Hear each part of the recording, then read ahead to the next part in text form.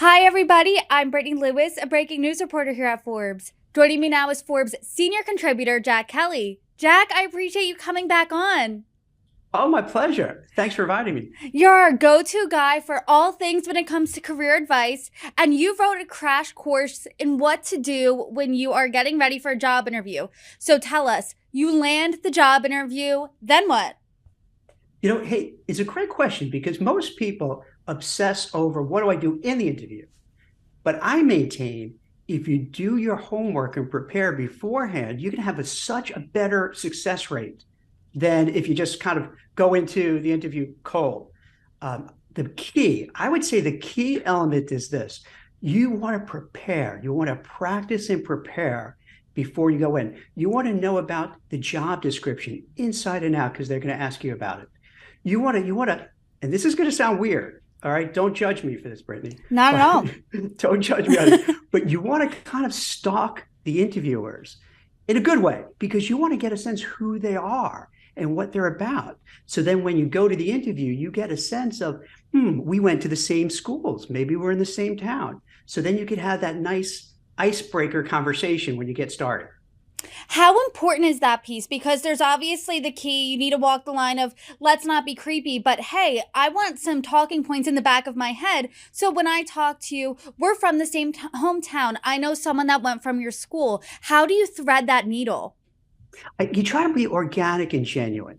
You don't want to be heavy-handed about it. So if there is something that there's some commonality, I'm a big fan of small talk because I find it so helpful. Because when you go into an interview and you're just staring at the interviewer, just like a psycho stare at them, and you have nothing to say, you're not going to start out on the right foot. But if you could go and say, "Hey, Brittany, I understand, you're in Midtown Manhattan, or I can't remember where you are. I lived there for a while. How is it? How's it like? I would move to the suburbs," just to kind of get that conversation started. So if you're prepared with something like that, it kind of just makes it so much easier, and it makes the interviewer feel more comfortable and relaxed.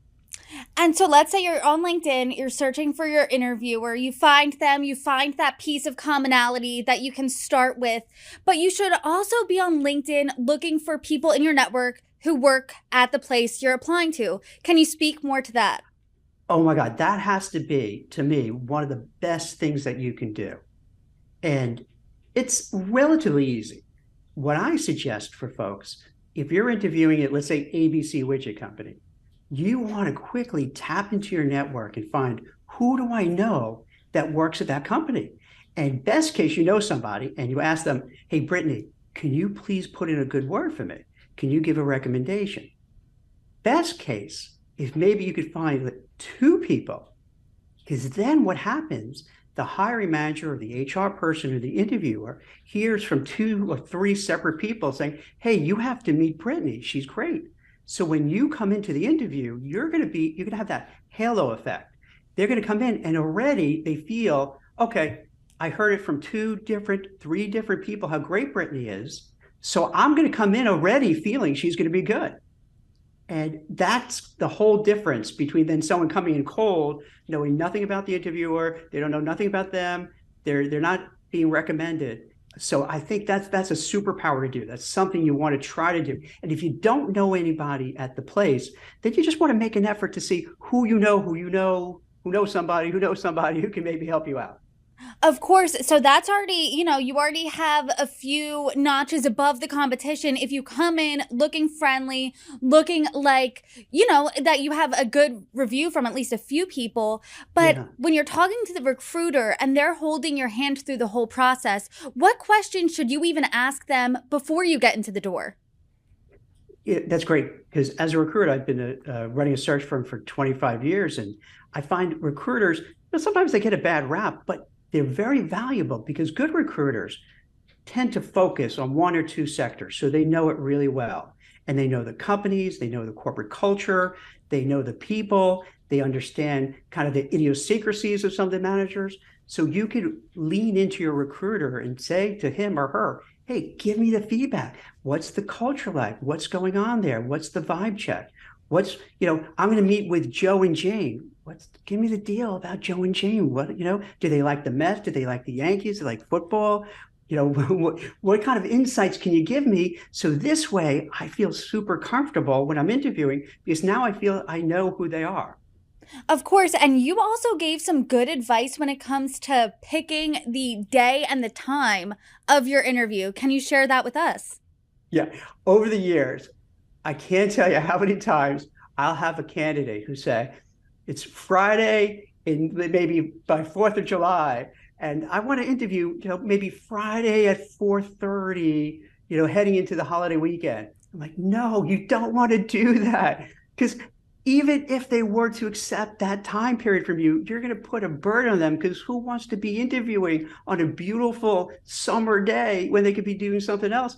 And they're not going to really be fond of you because they're going to think, hey, if this person is making me kind of take time out during a holiday weekend, I don't know. I'm not sure if I like this person or not. So you never want to kind of propose interviews before a long weekend, before a holiday. You don't want to be the one to say, hey, can you meet with me, Brittany, at maybe like 6:30 on a Monday morning? Those are people will accept those invitations to do it because they feel they should, but the interviewers are not going to be happy, and you're not starting off on a good foot. Yeah, I mean, I have begrudgingly accepted a 4:30 p.m. meeting on a Friday, but I haven't been a fan of it. And can anyone honestly say that their head is 100% in the meeting, 4:30 on a Friday, the Friday before Memorial Day weekend? No, no one can say that that's exactly exclusively what they're focused on. Not at all. You're not going to pay attention. You're just thinking, you're looking at your watch. When am I going to get out of here? You're thinking your plans. It's just a really bad strategy. Exactly. But another good strategy would be having your elevator pitch, which is your advertisement, 30 to 60 seconds, what needs to be in there, and tell us more about that.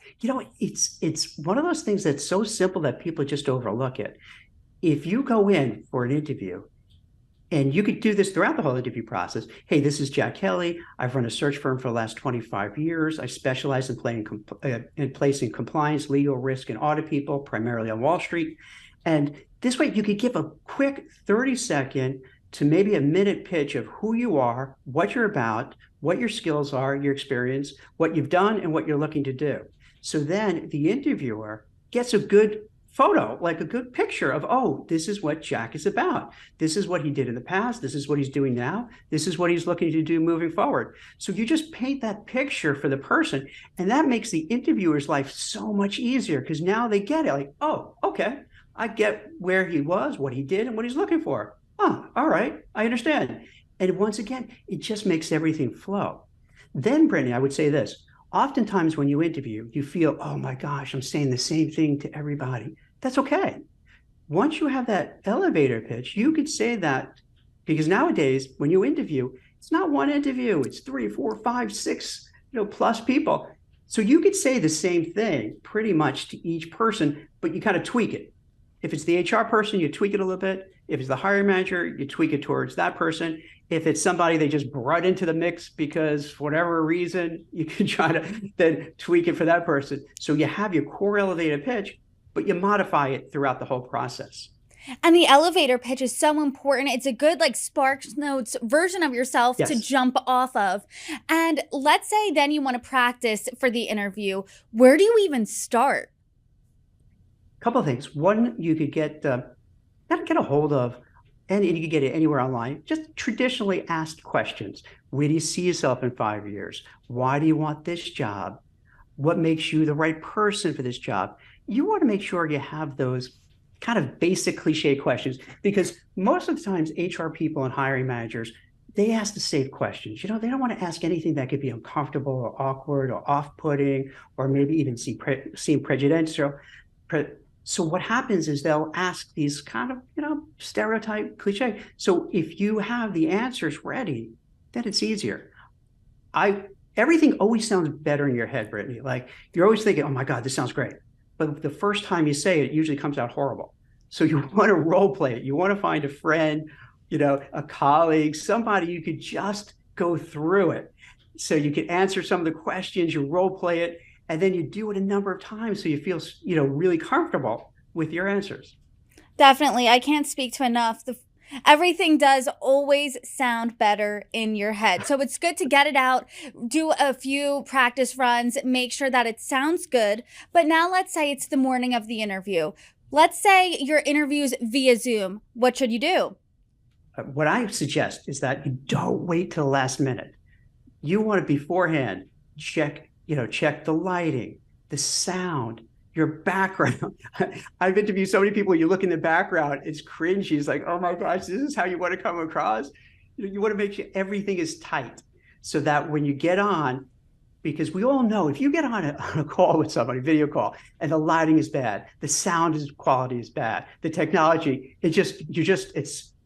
you're so turned off by that person. That person could be amazing, but you just get so turned off. So you want to make sure everything is set up. Similarly, Brittany, if you're going in person, you want to plan out your route ahead of time. You want to make sure you know where you're going. You want to bring copies of the resume. You want to chat up people in the hallway, in the elevator, so you get the energy going, you get the blood flowing, you're feeling really good. It's not the first time you're talking all day, so you're in that flow state. Jack, I appreciate you coming on and prepping us for what to do for an interview. Thank you so much. Thank you, Brittany. Thank you so much.